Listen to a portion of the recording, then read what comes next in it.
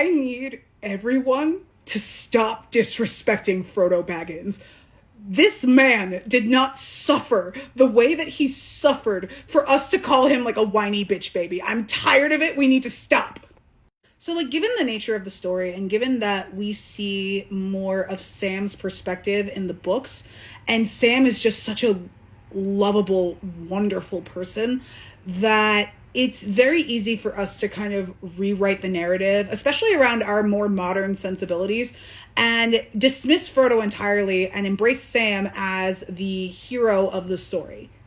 The truly ironic part of that is that the first person that will tell you that Frodo was the real hero of Lord of the Rings and he was the person who deserves all of the accolades is Sam. Sam is the first one. This is also an opportunity to show everybody my my Sean Astin autograph that I got a few years ago. I literally cried upon meeting him. Like, I swear to God. And it's so sad because it's not even just us as the readers who downplay Frodo's influence and the magnitude of his journey. We're not even the only ones to like downplay it and dismiss it. The hobbits themselves do too when everybody gets home.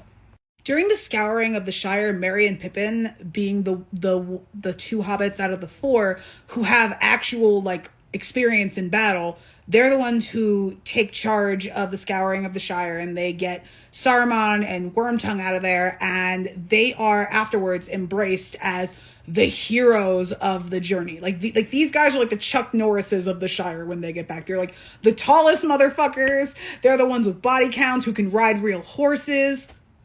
And Sam, for his part, when he settles back into life in the Shire, he gets elected as the mayor of Michelle Delding for 7 terms.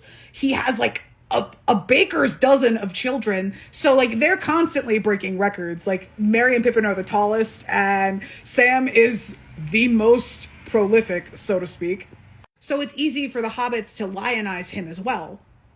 Frodo, essentially, in the narrative of the Shire, kind of gets left out in the cold. Like, they don't really know how to process what he's been through and the trauma that he's been through.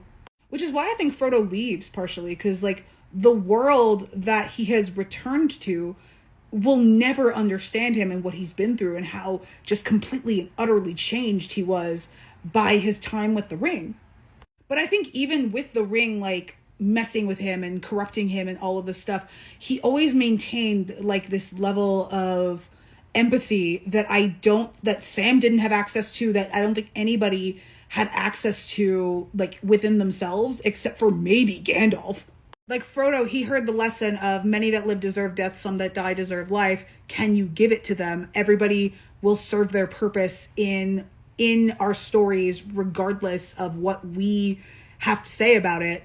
And when he met Gollum, like he truly applied that to him. Like it could have been very easy for Frodo to kill Gollum or to dismiss him, but he took Gollum under his wing. Like he was very invested in Gollum's journey to get back to Smeagol. And yes, there is a level of self-interest there because Frodo does not want to become Gollum.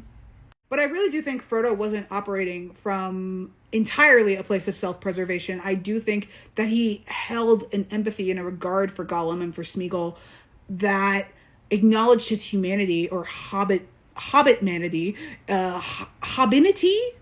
He acknowledged his hobbinity in a way that none of the other characters would have. I think if it had just been Sam in the Emyn Muil, Gollum would be dead and Sauron would have won. Like, Gandalf was correct in saying that all of the battles between them and Sauron's armies, they're all just set dressing. The real battle was taking place on these mountaintops, in these swamps, in the forests of Ithilien. It was taking place between these 2 hobbits and 3 hobbits, really, because Gollum is a hobbit. And it was only won because of Frodo's endless, boundless, bottomless empathy. And on top of that, it was also won by his incredible mental fortitude. Like, for him to feel the weight of the ring, sometimes the physical weight of the ring, you can even see it like on his neck. The ring is actually like pulling him down, literally. And the ring is constantly tempting him and tempting him and tempting him. and for him to still maintain that level of humanity, that is commendable.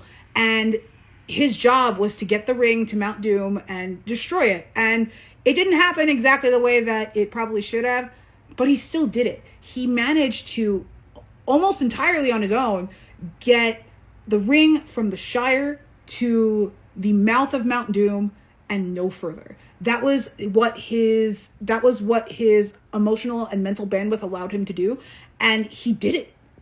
And yes, Sam had the ring briefly, which is why he sails to past the Grey Havens and into Valinor. He's still a ring bearer, but he definitely didn't experience the full weight of the ring in the way that Frodo did. And that doesn't mean that Sam is not any less of a hero, because he absolutely is. God bless you, strong soldier. But his journey was different. Frodo's journey was to carry the ring. Sam's journey was to carry Frodo. Honestly, just as a fandom, we got to do better. Like, we can't just dismiss this man as like dead weight or like the load of the journey, when meanwhile he was the one doing a lot of the emotional labor in order to keep the ring under control. Like, that takes work. And in dismissing him, we're kind of doing what the hobbits did when the main four, they get back to the Shire. We're rewriting the narrative in order to satisfy our own puny little brains, when in reality, like, this is the journey. This is the protagonist.